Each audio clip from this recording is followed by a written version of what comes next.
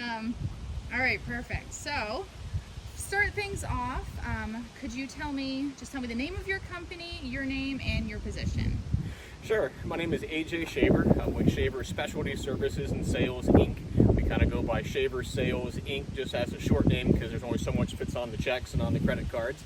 I am the sole proprietor, owner, president, mechanic, Halverson salesman today is the hat that I'm wearing. There's a lot of different hats that go around, but I try to do the catch-all customer service and anything and everything in between. So. Awesome. And how long have you guys been in business, or how long have you been in business? Sure. We've been in business now. This is our 9th year. We got kicked off. It was kind of like late one year in October. We saw everything started for us around the Halverson wood processing attachment that's on the Toolcat behind me, and it was kind of, we bought the first one in May, and my wife and I were like biting our fingernails on a $264.63 payment.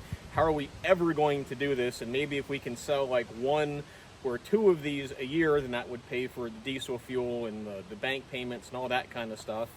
And we were like blowing it out of the water, and I said there's just a lot of revenue here. So it was like October of that year that we said we have to form a business to handle the revenue, and everything else has just kind of taken off from there. Awesome.